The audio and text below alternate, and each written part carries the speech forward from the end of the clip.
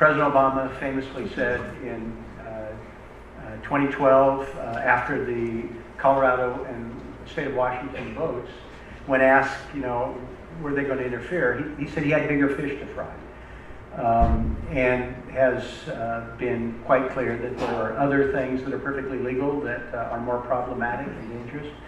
The clarification with Deputy Attorney General Cole, setting out parameters by which the federal government is going to not fry those smaller fish. Unfortunately, there are 93 U.S. attorneys, some of whom have been frying small fish. And we saw an outrageous case here in Oregon this summer where the U.S. Attorney's Office was going to prosecute a Native American teenager, by all accounts an exemplary young man, for the possession of the equivalent of a marijuana cigarette, which, as you pointed out in your introduction, has been decriminalized in Oregon since 1973. I mean, it was just stunning.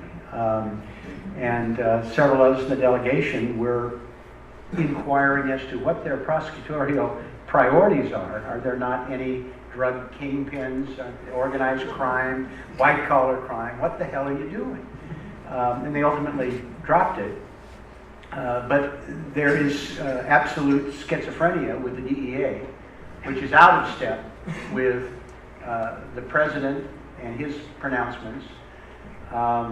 In fact, it took them until last year to actually acknowledge publicly that marijuana is not more dangerous than methamphetamines.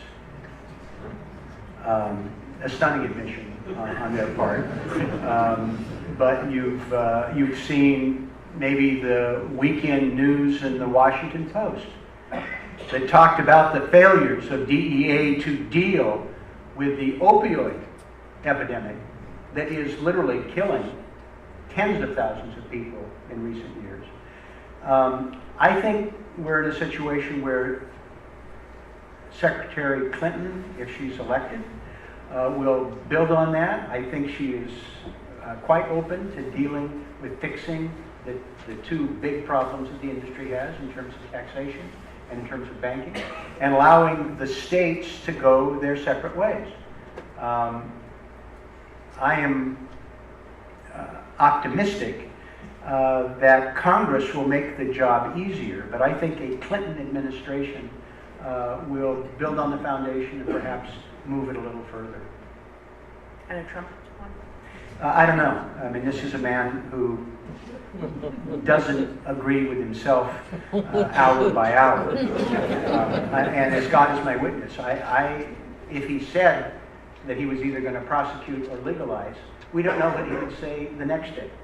And he doesn't know what he'd say the next day. But mercifully, I think we will be spared the specter of him trying to figure out what his beliefs are that he will inflict on the American public, at least through government. We'll still have him inflicted upon us, but we may be able to turn off the television, shut down the computer, or fold the newspaper. Don't fold the newspaper. Got to keep the newspaper. Turn off those other sources. Well, stop covering them.